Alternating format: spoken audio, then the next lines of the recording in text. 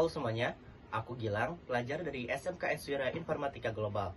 Pada kesempatan kali ini, aku mau sharing ke kalian terkait hukum dan hak asasi manusia. Ada beberapa poin yang ingin aku bahas nih. Yang pertama, pengertian dan fungsi hukum. Yang kedua, perspektif hukum tertulis dan hukum tidak tertulis. Yang ketiga, pengertian dan fungsi hak asasi manusia. Dan yang terakhir, penerapan hukum dan hak asasi manusia. Oleh karena itu, jangan kemana-mana, simak videonya sampai akhir, dan tanpa berlama-lama lagi, mari kita bahas sekarang. Pertama, pengertian dan fungsi hukum.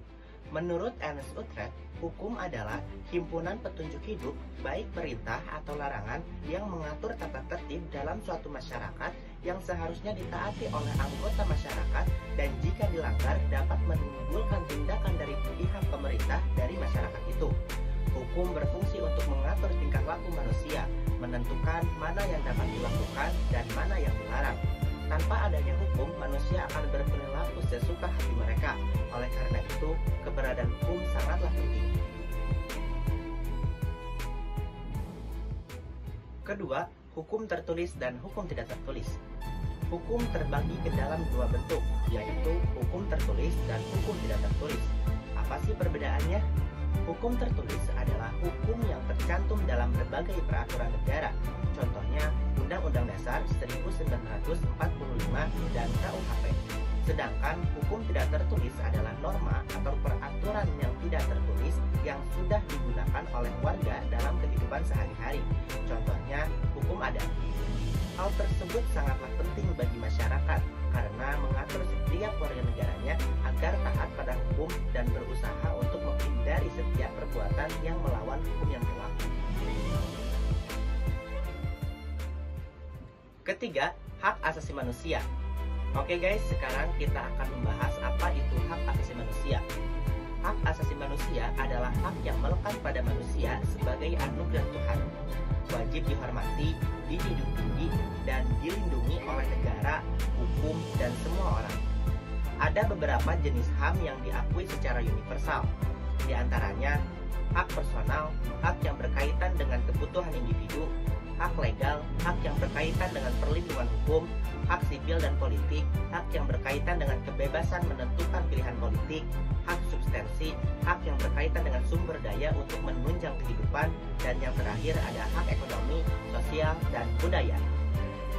Ada beberapa contoh kasus pelanggaran HAM yang pernah terjadi di Indonesia, seperti peristiwa kerusuhan Mei 1998 dan peristiwa Trisakti dan Semanggi 1 dan 2 tahun 1998 dan 1999. Keempat, penerapan hukum dan hak asasi manusia.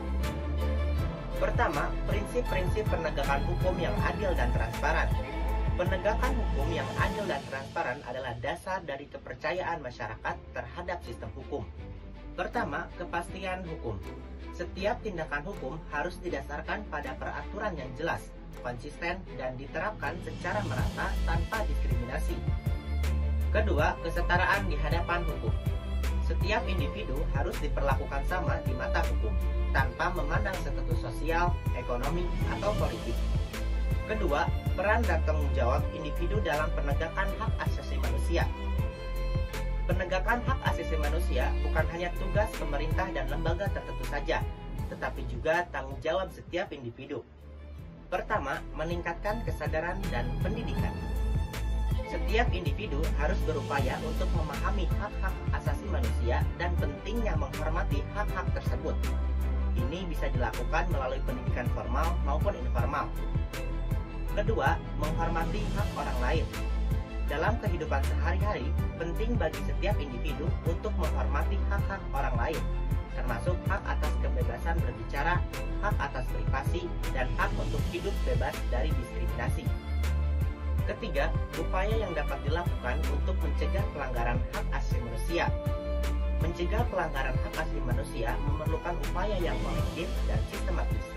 Berikut adalah beberapa upaya yang dapat dilakukan. Pertama, edukasi dan kesadaran publik. Mengadakan program-program edukasi yang mengajarkan masyarakat tentang pentingnya hak asasi manusia dan bagaimana cara menghormati hak-hak tersebut. Kampanye publik melalui media sosial, seminar, dan lokakarya dapat meningkatkan kesadaran dan pemahaman masyarakat. Kedua, penggunaan teknologi untuk pelaporan. Mengembangkan dan menggunakan platform digital untuk melaporkan pelanggaran hak asasi manusia. Aplikasi atau situs web yang memungkinkan individu untuk melaporkan pelanggaran secara anonim dapat membantu dalam mengumpulkan data dan pemberian respons cepat terhadap insiden pelanggaran. Oke guys, itulah seluruh pembahasan terkait hukum dan hak asasi manusia. Semoga video tadi dapat bermanfaat bagi kita semua. Jangan lupa like dan komen ya. See you!